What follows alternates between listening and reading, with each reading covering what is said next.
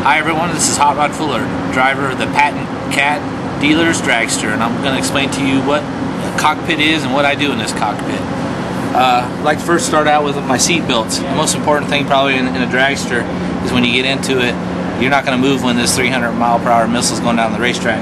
And what we use is a 7-point harness. So you got 2 seat belts that go over your shoulders, 2 seat belts that go around your hips, and then 2 that go around your legs, and then an extra wrap. And these are controlled by this master cam lock. So it allows us, once we're strapped in, that we can pull this back and forth and allow us to get the belts out in case we need to get out on our own or get out in a hurry, like if the car's on fire or not. The other thing we do is we make a composite seat that's basically molded around our body.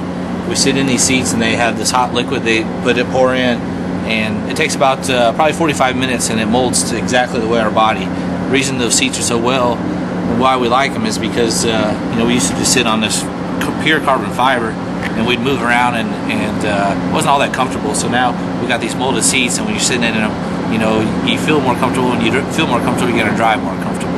Probably the second most asked question is what kind of pedals you have and what do you do. And in a dragster, going down the racetrack, sometimes you have to do 3 things at once. You got to work the throttle, you got to work the clutch, and you got to work the brake. Well, you can't do that with 2 feet. So what we've done is we got a throttle pedal, we got a clutch pedal, and we got a handbrake, which is pretty unusual.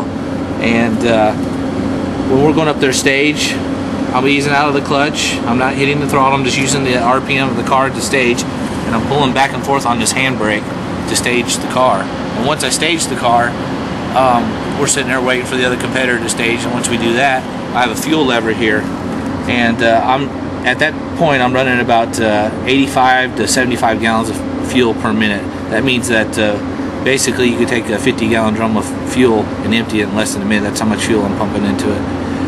When I pull it to full fuel, it means I'm ready to go, and I'm probably close to 90 gallons a minute at that point.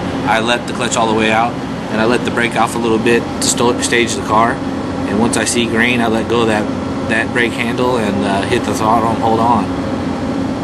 Some of the other stuff in the cockpit, people don't ever get to see is, we don't have a steering wheel. We call it a butterfly, and you can see it's not too fancy. You just got basically a piece of aluminum that we bend or we can fit our hands into, and this is my parachute handle here.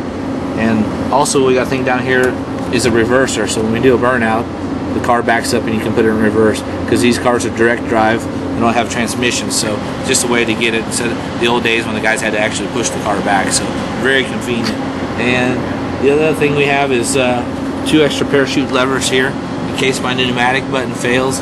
I can always override it with just the good old push with cabling system, because definitely on the end of a run you don't want to get out there and your parachutes not work. So that's really about it. It seems simple, but there's a lot to these cockpit areas, but it's not overly complicated.